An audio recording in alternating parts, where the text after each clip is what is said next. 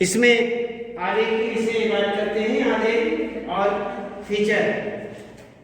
इसमें आलेख जो है एक गद्य लेखन की एक क्रिया है कि हमें किस प्रकार से ये आलेख गद्य लेखन किस प्रकार से लिखना चाहिए। एक विधा बताई जाती है कि इस प्रकार की गद्य लेखन विधा है। तो इस आलेख में एक गद्य रचना को ही वैचारिकता के विषय में बताते हैं कि किस प्रकार से हमें विचार करना चाहिए, किस प्रकार से हमें लिखना चाहिए और कैसे कैसे हमें अपने विचारों को व्यक्त करना चाहिए। कोई भी आपके सामने शीर्षक दे दिया जाए, उस शीर्षक के विषय में आप किस प्रकार से अपने विचारों को व्यक्त करते हैं। इसमें एक संक्षिप्त विचार दिए जाते हैं और मूल विचार दिए जाते हैं। इसमें जिसमें किसी विशेष पर विचारों की जो श्रृंखला है, अर्थात उसे अपने विचारों को एक श्रृंखलाबद्ध करके हमें लिखना पड़ता है। अपने विचार क्रम से श्रृंखलाबद्ध में से क्रम से हम अपने विचारों को लिखते हैं और इसमें तर्कपूर्ण जो बातें हैं, तर्क देकर के जो तर्क विशेष बातें हैं उनको विश्लेषणात्मक रूप में उनका प्रस्तुत किया जाता है। उन्हें प्रस्तुतिकरण कहते हैं। उन्हें यहाँ पर उनकी प्रस्तुति की जाती है। तो इसी प्रकार से वह जो विचारात्मक लेख है वो लेख ही यहाँ आलेख कहा जाता है। तो आलेख में किसी वस्तु के विषय में, विचार के विषय में, घटना के विषय में या अथवा उसकी स्थिति के विषय में सारी की सारी समीक्षा जो है और उनका विवेचन जो है वो किया जाता है। कैसी घटना है, समय के अनुसार, वस्तु के हिसाब से, विचार के हिसाब से, घटना के हिसाब से उसका हम वर्णन करते हैं। वह जो वर्णन है उसे ही हम एक गद्य रूप में एक आलेख कहा जाता है। उस आलेख लेखन वह गद्य रचना है, गद्य ही है, इसलिए इसको बहुत बड़े विस्तार से नहीं लिखा जाता है, संक्षिप्त लिखा जाता है और अपने इसमें क्रमशः विचार दिए जाते हैं। तो आलेख लिखते समय हमें विशेष किन बातों का विशेष रूप से ध्यान रखना चाहिए। आलेख लिखने वाला जो व्यक्ति होता है वह जो भी संबंधित विषय है उस पर लगभग सम्यक अच्छे बहुत क्रम से विचार जो चिंतन है वो करना चाहिए, क्रम से लिखा जाना चाहिए, श्रृंखलाबद्ध विचार होने चाहिए उसी के संबंध में जो शीर्षक हमें मिला हुआ है, जिस पर हम लिख रहे हैं। तो कहते हैं कि आलेख से जुड़े सारे के सारे जितने भी तथ्य होते हैं, जितने भी आंकड़े होते हैं, उन सबको का उल्लेख पूर्ण रूप से स्पष्टता के साथ में हमें करना चाहिए। खुले हिसाब से बिल्कुल स्पष्ट होना चाहिए। जो भी विचार हैं, जो भी इसमें आप विचार दे रहे हैं या जो भी तथ्य हैं, जो भी आंकड़े आप देना चाहते हैं, वो सारे के सारे बिल्कुल खुलासे होने चाहिए, हैं? बिल्कुल खुले विचारों के हिसाब से स्पष्टता के रूप में हमें देने चाहिए, लिखने चाहिए। तो इस प्रकार से कहते हैं आलेख लिखते समय जो वैचारिकता है और इसमें हम कुशलता से युक्त भाषा का प्रयोग करना चाहिए, अर्थात हमें अच्छे शब्दों का इसमें प्रयोग करना चाहिए। ये नहीं कि हम गंदे शब्दों का, अर्थात एक ग्रामीण क्षेत्रों का या हम बिल्कुल बोलचाल की भाषा, घर की भाषा का हम प्रयोग करें, नहीं, हमें एक तकनीकी भाषा युक्त शैली का प्रयोग करना चाहिए। आगे कहते हैं कि भाषा की, आलेख की जो भाषा है वो ठीक होनी चाहिए, सरल होनी चाहिए, जिसे सहज आगे वाला सहज पढ़ सके, रोचक होनी चाहिए, जो अगले वाला है, पढ़ने वाला जो है, पाठक जो है, वो सहज उसे पढ़ने में रुचि रखे। इस प्रकार का होना चाहिए। तो आलेख को प्रस्तुतिकरण में हमें ऐसा नहीं करना चाहिए जिससे हम भ्रामक स्थिति में पहुंच जाएं, हम भ्रमित हो जाएं। नहीं, सीधे शब्दों में हमें बिल्कुल सरल भाषा में हमें उस लेख को लिखना चाहिए जिससे पाठक की उसमें रुचि बढ़ जाए, ऐसा हमें लिखना चाहिए। कोई भी जानकारी, ऐसी जानकारी हमें उसमें नहीं देनी चाहिए जो संदिग्ध हो, जो गलत संदेह पैदा करने वाली हो। ऐसी हमें कोई जानकारी उस लेख के अंदर नहीं देनी चाहिए। इसलिए सरल और अच्छी भाषा में, भ्रमित न करने वाली और संदिग्ध न होने वाली सारी की सारी भाषा का उसमें हमें प्रयोग करना चाहिए। इस प्रकार से आलेख का प्रस्तावना रूप है, वह अंश तथा समाप्ति वाला अंश रोचक और निष्कर्षपरक होना चाहिए। ऊपर जब हम लिखते हैं, शुरुआत करते हैं, उसे हम प्रस्तावना कहते हैं, और लास्ट में जब हम लिखते हैं उसे हम क्या कहते हैं? निष्कर्ष कहते हैं। निष्कर्ष, निचोड़। तो वो बाद का और पहला दोनों एक प्रभाव डालने वाले होने चाहिए। ऐसे वाक्य, ऐसे शब्दों का हम उपयोग करें, ऐसे सरल और बिल्कुल क्रमबद्ध, श्रृंखलाबद्ध शब्दों का, वाक्यों का प्रयोग करें जो आकर्षक पैदा करता हो, आकर्षण पैदा कर रहा हो। तो इस प्रकार से आलेख जो हैं लिखते समय, आलेख लेखन लिखते समय हमें इन बातों का विशेष रूप से ध्यान रखना चाहिए। तो इसमें यदि आप देखें तो मूल बात तो केवल यही है। तो इसमें कुछ आलेखों के उदाहरण यहाँ पर दिए हुए हैं, आप उन्हें नोट करना चाहें तो लिख लीजिए। आपको बताते हैं कि बहुत सारे आलेख इस प्रकार से लिखे जा सकते हैं।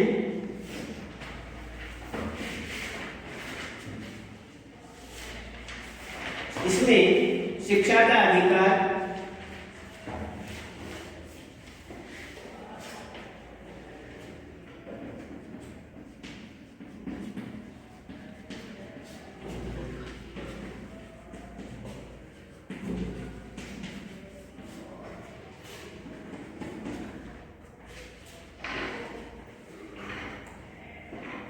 कहाँ नहीं है भ्रष्टाचार,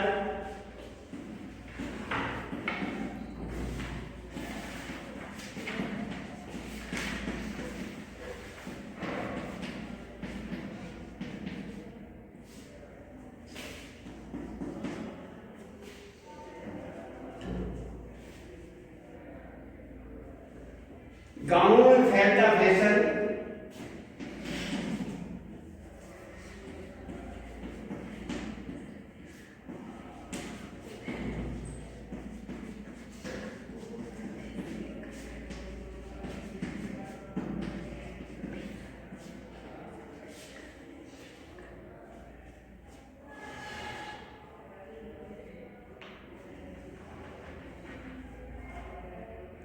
हताशा में आशा की किरण,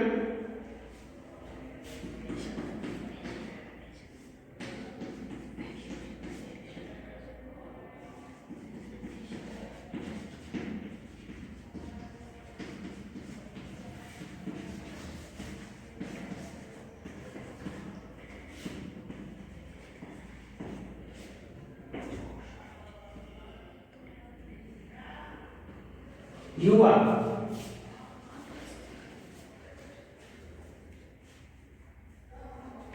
श्रम से ही राष्ट्रीय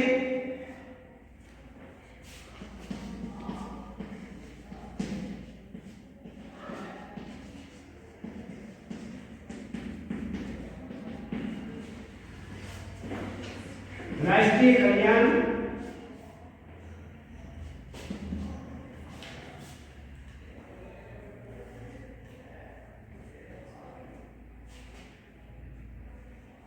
बड़े शहरों के जीवन की चुनौतियां,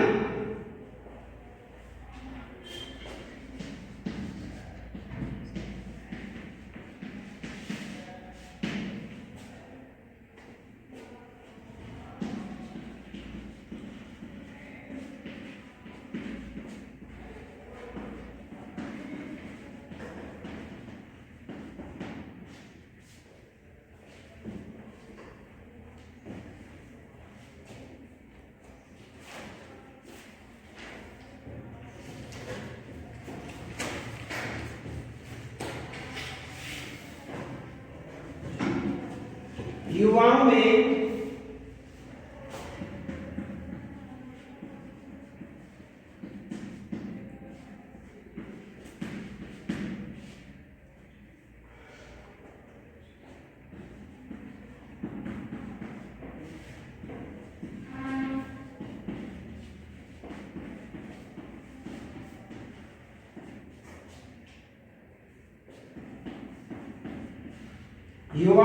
बढ़ती नशे की प्रवृत्ति, युवा अवस्था जो है उसमें विशेष रूप से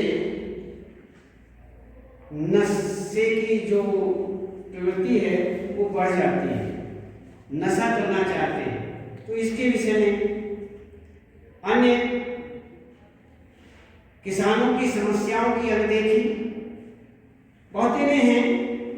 इसमें बाल श्रमिकों की समस्या, जो बाल श्रमिक हैं, बच्चे हैं, वो मेहनत करने जाते हैं, उनकी बहुत बड़ी समस्या है, बाल श्रमिक कहे जाते हैं।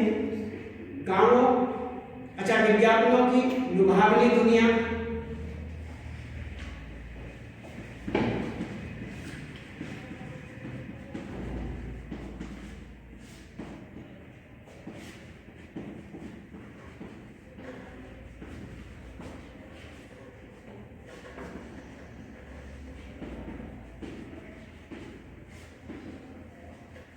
विज्ञापन के बिना कार्य नहीं चलता।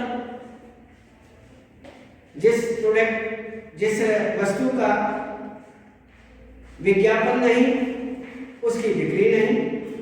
इसलिए उसकी बिक्री यदि करानी है तो उसका विज्ञापन देना पड़ेगा।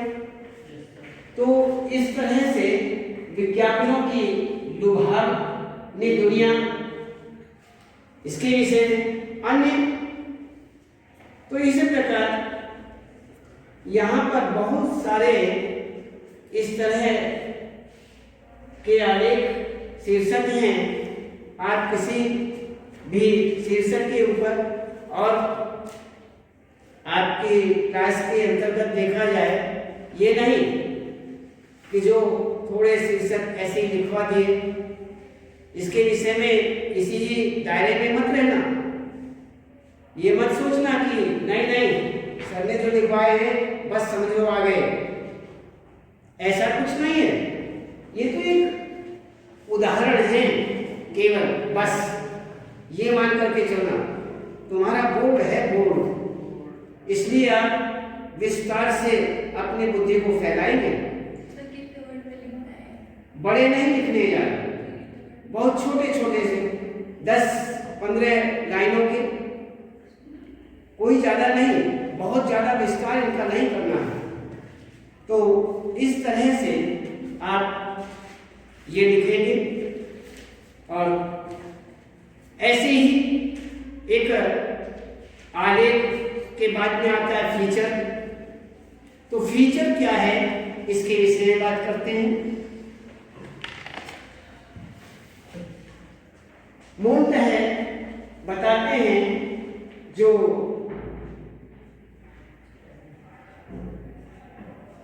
लैटिन भाषा है, वहां से ये शब्द निर्मित हुआ। फीचर, फैक्टा, फीचर का यहाँ अर्थ होता है स्वरूप, उसकी रूपरेखा, उसकी प्रस्तावना रूपरेखा जो है, उसके विषय में फीचर शब्द का वास्तविक अर्थ लेते हैं। तो किसी भी समाचार पत्र का जो प्रमुख 4 अंग माने जाते हैं, उसके अंतर्गत देखिए समाचार, एक समाचार होता है, फीचर होता है, लेख होता है, कोई लेख लिखा जाए, या चित्र में फीचर का स्थान अत्यंत महत्वपूर्ण माना जाता है। यदि हम इसकी एक तरह से परिभाषा के विषय में विचार करें तो इसमें विद्वान अलग अलग अपने अपने अलग अलग विचार देते हैं। एक मूल बात नहीं है, अलग अलग बहुत सारे विचारधाराएं हैं, अलग अलग बहुत सारी परिभाषाएं हैं, सब अपने अपने विचार अलग अलग देते हैं। तो उसमें फीचर एक ऐसा सर्जनात्मक एवं कुछ हद तक स्वानुभूति मूलक एक लेख है जिसका गठन किसी घटना, स्थिति या जीवन के किसी पक्ष के संबंध में, कोई घटना है, कोई स्थिति ऐसी हो गई है, अन्य घटना है, जीवन का कोई भी किसी भी पक्ष के विषय में, तो कहते हैं पाठक को मूलतः जानकारी देना, जीवन का, किसी घटना का, किसी स्थिति की विशेष रूप से मूल जानकारी देना। मूलतः जो जानकारी होती है जो वास्तविकता में है, जो घटित हुआ है, जो जीवन की वास्तविकता है, उस मूलतः को बताना है। तो इस प्रकार से कहते हैं मूलतः जानकारी देना एवं उसका मनोरंजन करने के उद्देश्य से फीचर लेख लिखा जाता है। तो केवल उसे मूलतः जानकारी देने के लिए और उसमें उसको एक तरह से